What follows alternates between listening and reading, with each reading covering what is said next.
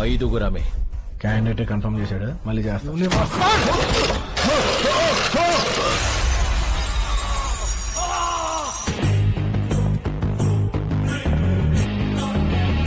Halo sahabat, Assalamualaikum. Semoga sehat selalu dan senantiasa berbahagia. Terima kasih sudah subscribe dan menyimak video-video LK21 Revive. Semoga Tuhan Yang Maha Esa selalu memberikan rezeki yang berkah dan berlimpah ruah untuk sahabat semua. Kita sapa-sapa dulu ya para penonton setia LK21 Revive. Terima kasih buat Tulus Silalahi Channel, Randy Prasetyo dari Kebumen, Denny Triadinata dari Kalimantan Tengah, P. Sambo dari Bengkulu, Edo Ferdiansyah, Herosin dari Purucahu Kalimantan Tengah, Darkem Official Majenang, Dewa Mada dari Blitar, Ali Irmansyah dari Pariaman, Anisha Ani dari Semarang. Dan buat teman-teman semua yang belum mimin sapa, nanti di next video ya. Nah, kali ini LK21 Revive akan membawakan sebuah alur cerita film yang berjudul Dufada Jaganada. Bagaimana keseruan filmnya? Gak perlu banyak basa-basi, ini dia alur ceritanya.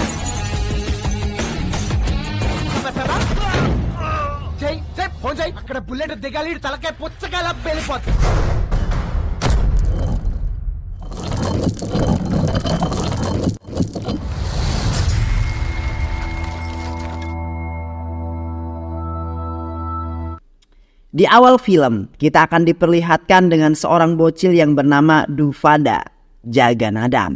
Saat itu ia mengantarkan ayahnya untuk mengambil gaji. Akan tetapi saat sang ayah menerima gaji, ternyata gaji itu tidak sesuai dengan apa yang diinginkan. Ia mencoba protes kepada bosnya, namun si bos malah menamparnya. Nadam yang melihat hal itu sangat emosi, akan tetapi ia mencoba menahan amarahnya. Keesokan harinya saat Nadam mengantarkan kakaknya ke kampus, ia melihat kakaknya yang diganggu oleh pria yang tak dikenal. Nadam yang tak bisa menahan amarahnya, ia pun langsung menghajar pria tersebut tanpa rasa takut. Ayah Nadam sangat marah kepada putranya yang tidak bisa mengendalikan emosi dan memiliki sifat pendendam. Akan tetapi hal itu Nadam lakukan karena ia tak terima jika keluarganya direndahkan. Saat itu juga ayahnya membawa Nadam ke kuil untuk diruqyah. Sesampainya di sana Nadam langsung didoakan dan dinasihati oleh pendeta. Setelah upacara doa selesai, pendeta memberikan Nadam sebuah jimat, yaitu berupa sebuah kalung bernama Rudra Suara. Saat kalung itu digunakan oleh Nadam, niscaya maka Nadam dapat mengendalikan emosi dengan baik. Keesokan harinya Nadam mengantar ayahnya ke pasar untuk keperluan catering, karena keluarga Nadam merupakan pengusaha catering kecil-kecilan. Saat sedang belanja, mereka terkejut ketika seorang polisi ditembak oleh penjahat hingga membuat polisi itu terluka di pergelangan tangannya. Nadam yang melihat hal tersebut mencoba bersembunyi di antara para pedagang. Akan tetapi saat itu Nadam merasakan jika kalungnya tersangkut dan saat ia berdiri kalungnya yang ia kenakan telah putus. Saat itu juga tiba-tiba Nadam tidak bisa mengendalikan emosinya. Nadam tak terima jika ada penindasan yang dilakukan. Ia pun langsung berlari untuk menyerang penjahat yang telah membantai polisi.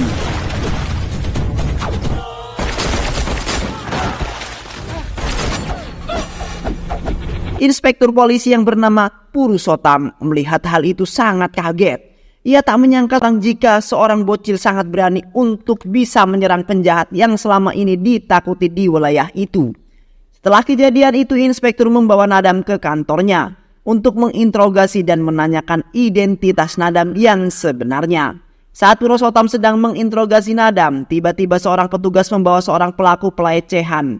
Nadam yang mendengar hal itu tanpa ragu, ia langsung mengambil senjata yang tergeletak di meja inspektur. Ia menembak pelaku itu dengan cepat hingga tewas. Nadam menjelaskan kepada inspektur jika dirinya tidak bisa mengendalikan emosinya ketika ia sedang menghadapi masalah dan kejahatan di sekitarnya. Mendengar hal itu membuat Purus sangat kaget melihat ada potensi yang baik di dalam diri Nadam. Inspektur Puru mengatakan bahwa pihak kepolisian ingin mengajaknya bekerja sama untuk memberantas kejahatan dan memusnahkan ketidakadilan. Tanpa pikir panjang, Nadam menyetujuinya dan kini Nadam resmi menjadi polisi bayangan dan ia diberi julukan DJ. Beberapa tahun telah berlalu, kini DJ tumbuh menjadi seorang pemuda yang tampan dan gagah. Selama menjadi polisi bayangan, DJ ia selalu mampu menyelesaikan misinya dengan baik dan benar-benar bisa diandalkan oleh kepolisian. DJ selalu berhasil menyelesaikan misi dan menghabisi semua penjahat sesuai dengan target yang telah ditentukan. Purus selalu menghubungi Nadam ketika kepolisian membutuhkan bantuannya, dan lagi-lagi Nadam selalu berhasil menyelesaikan misinya. Hingga masyarakat pun menjadi bertanya-tanya siapa yang sanggup menghabisi semua musuh polisi yang selama ini adalah musuh-musuh besar pihak kepolisian. Dalam misinya kali ini, DJ mendapatkan tugas untuk bisa menghancurkan seorang bandar obat bius bernama Tilo Marcan. Ia merupakan bandar obat bius ilegal yang pemasarannya sudah sampai ke luar negeri. Tilo selalu menyelundupkan obat bius itu menggunakan kontainer. Target-targetnya adalah anak-anak sekolah yang menginjak usia remaja. DJ yang mendengar hal itu, ia pun segera menyusun rencana untuk bisa menyingkirkan Tilo. DJ menyamar menjadi pembeli obat bius dalam jumlah yang banyak. Mendengar hal itu membuat Tilo sangat senang. Dia tidak menyia-nyiakan kesempatan ini, namun anak buah Tilo malah mengejek DJ. Hal itu membuat DJ sangat marah. Tanpa banyak basa-basi, DJ pun langsung menghajar semua anak buah Tilo dan DJ pun berhasil membunuh Tilo. Body language universal.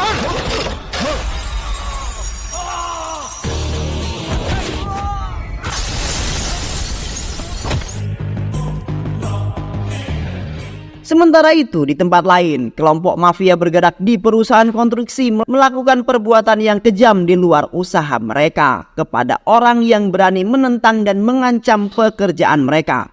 Di sisi lain, saat DJ sedang berada di sebuah pesta, ia melihat seorang wanita cantik yang bernama Puja. Terlihat DJ sangat menyukai Puja. Saat itu DJ mencoba caper kepada Puja dan menggodanya. Namun, hal itu tak terduga.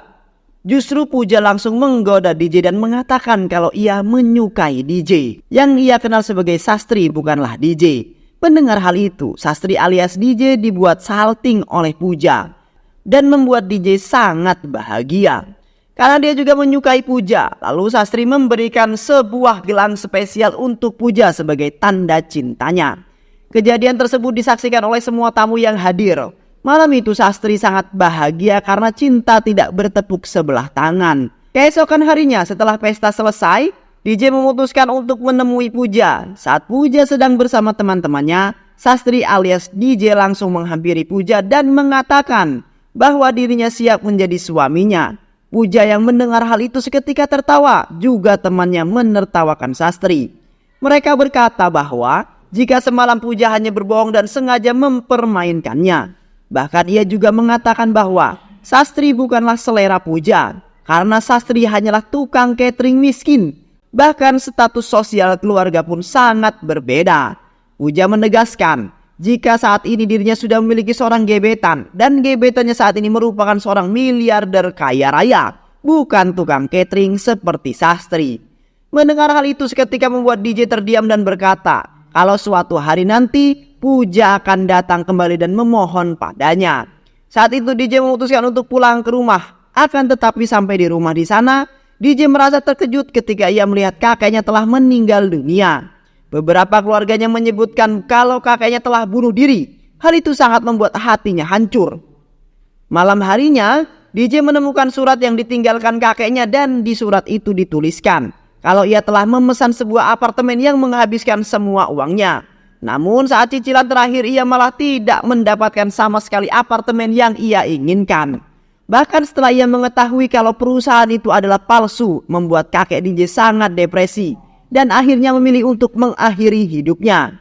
Keesokan harinya DJ menemui Inspektur Purus dan menceritakan semua kepada Inspektur. Mendengar hal itu membuat Inspektur merasa kasihan kepada DJ. Lalu Inspektur menjelaskan kalau Stephen Prakas adalah seorang di balik semua ini. Ia merupakan ketua mafia terbesar yang melakukan kriket dan bisnis hawala yang tiba-tiba menjadi ketua Agro Diamond 2 tahun yang lalu. Hingga menipu banyak warga dan menjanjikan mereka tentang perumahan yang murah. Dan mereka menargetkan para warga miskin untuk jadi korbannya. Hingga mereka kehilangan semuanya. Tak hanya itu, Inspektur Puru juga mengatakan bahwa kalau Samir Chandra yang merupakan seorang CEO dari Agro Diamond telah berhasil ditangkap oleh CBI. dan besok ia akan diminta untuk memberikan kesaksian di pengadilan. Dan penangkapan Samir ini membuat Stephen ketar-ketir karena ia pasti akan memberikan kesaksian di hadapan masyarakat secara langsung. Hal itu tentu akan membuat perusahaan Stephen bangkrut, sehingga Stephen pun pasti akan membunuh Samir. Lalu inspektur memerintahkan agar DJ bisa menggagalkan pembunuhan Samir, karena itu adalah satu-satunya cara untuk membongkar sindikat yang telah banyak memakan korban jiwa. DJ yang mendapatkan tugas untuk bisa menggagalkan rencana pembunuhan Samir Chandra di area pengadilan. Ia pun segera menyusun sebuah rencana. Saat di jalan tol, DJ sengaja menabrakkan mobil anak buah Stephen yang sedang menuju ke pengadilan. Dengan mudah DJ pun berhasil melumpuhkan satu mobil. Setelah itu DJ berusaha melumpuhkan dua mobil lain di belakang. Lagi-lagi berkat keberanian juga ketangguhan, DJ berhasil mengalahkan semua anak buah Stephen. Dan saat itu juga DJ berhasil membuat Stephen Prakash terdesak. Lalu dia menekan Stephen untuk bisa membatalkan serangan untuk Samir Chandra di pengadilan. Atau ia akan menghabisi Stephen. Mendengar ancaman yang disertai todongan senjata dari DJ, seketika nyali Stephen Prakash ciut setelah melihat keberingasan DJ.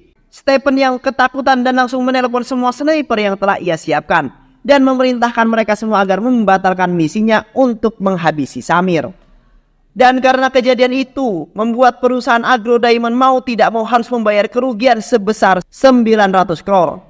Di sisi lain, Pooja pergi ke Abu Dhabi untuk menemui gebetannya. Sesampainya di sana, Pooja bertemu dengan seorang miliarder kaya raya bernama Avinash.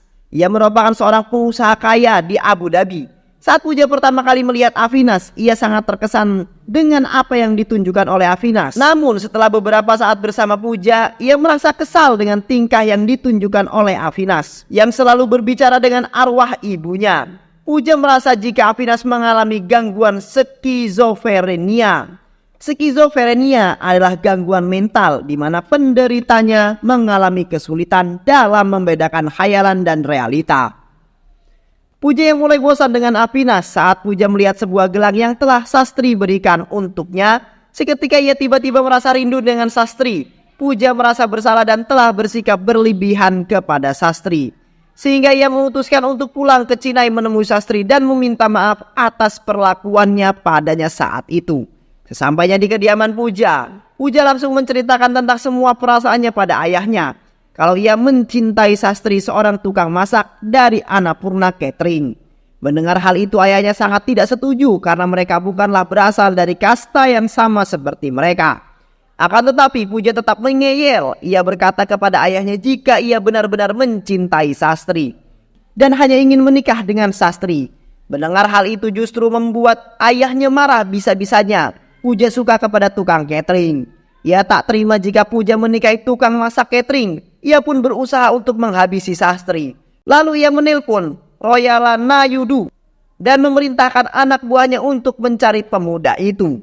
Ia juga memerintahkan Nayudu untuk menghabisi Sastri.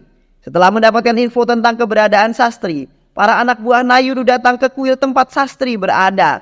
Sastri yang menyadari akan hal itu, ia pun mencoba mengalihkan perhatian mereka semua dan pergi menjauhi kastil.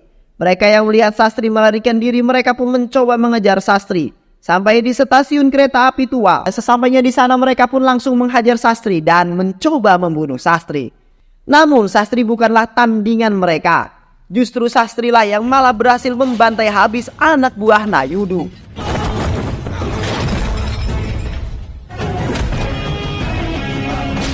Hingga membuat mereka babak belur.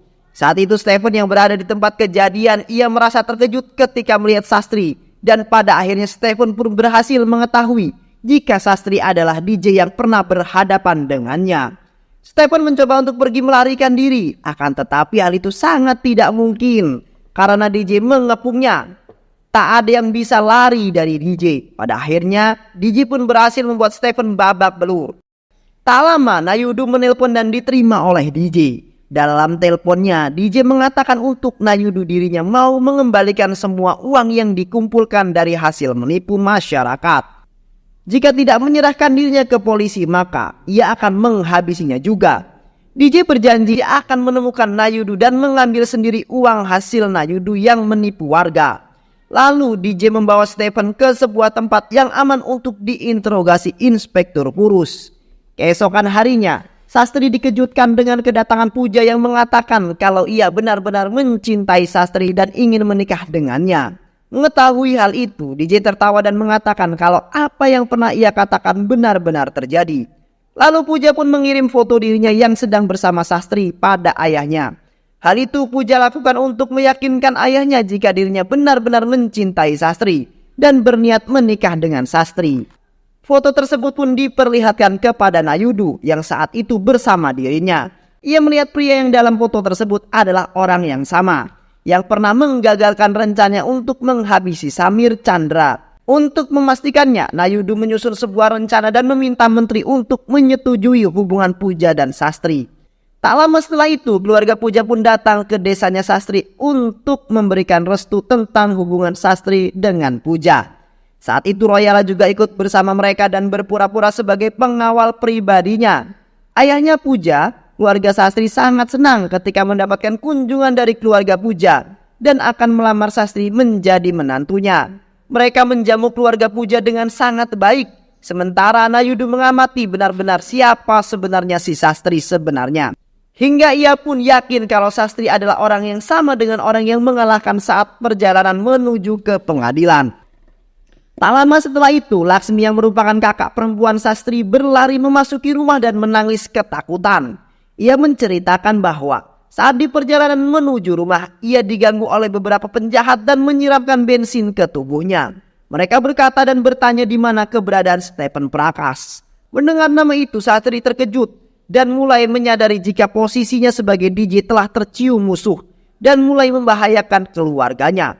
Tak lama telepon berdering mendengar suara sahabatnya penuh dengan ancaman. Dengan cepat Sastri mendatangi tempat sahabatnya dan melihat tengah digantung. Beruntung dia datang di waktu yang tepat dan berhasil menyelamatkan sahabatnya itu.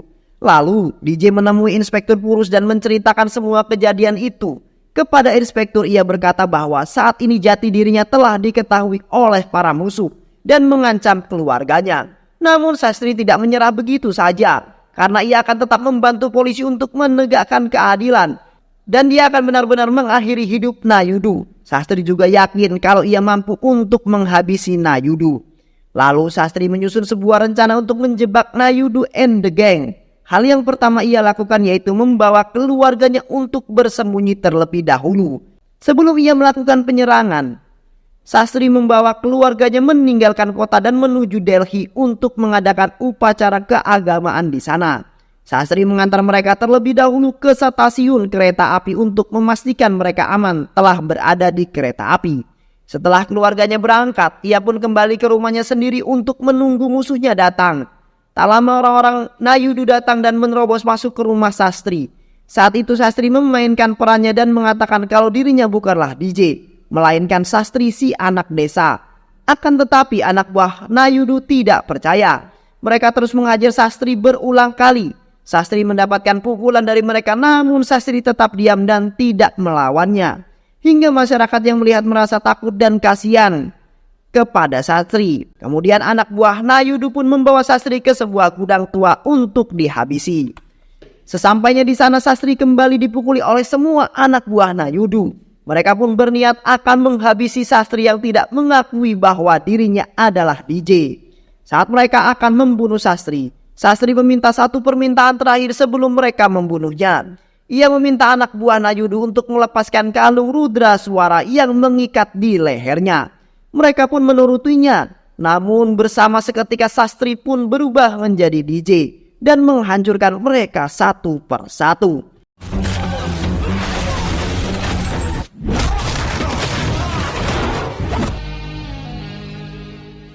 Setelah selesai dengan anak buah Nayudu, Sastri pun pulang dan menemui Puja. Ia menceritakan tentang jati dirinya yang sebenarnya pada Puja dan menceritakan kalau Nayudu adalah dalang di balik Agro Diamond yang telah banyak merugikan warga. Sementara itu, Inspektur Purusotam malah diculik oleh Nayudu. DJ yang mendengar hal itu ia pun segera bergegas untuk menyelamatkan Inspektur dan di saat yang bersamaan ia pun berhasil mendapatkan uang yang disembunyikan oleh Nayudu dan membawa ke tempat di mana Inspektur Purusotam ditahan oleh Nayudu. Sesampainya di sana, Sastri langsung menunjukkan jati dirinya sebagai DJ. Tanpa basa-basi, ia pun menghajar semua anak buah Nayudu dan berhasil menghabisi Nayudu hingga tewas. Pada akhirnya, DJ pun berhasil menyelamatkan Inspektur Purosotam dan menyelamatkan uang yang selama ini telah Nayudu curi dari warga. Film diakhiri dengan memperlihatkan Stephen Prakas dikeluarkan dari tempat penyekapan dan mengatakan kepada media nama-nama korban mereka. Dan ia berjanji akan menyerahkan kembali semua hak para warga yang selama ini ia telah ambil. Dan film pun selesai. Banyak pelajaran hidup yang kita dapat dari film ini ya teman-teman. Semoga teman-teman semua terhibur setelah menyimak alur cerita film ini. Terima kasih sudah menyimak video-video LK21 Revive. Semoga sahabat semua terhibur dan sampai bertemu lagi di video-video berikutnya. Wassalamualaikum warahmatullahi wabarakatuh.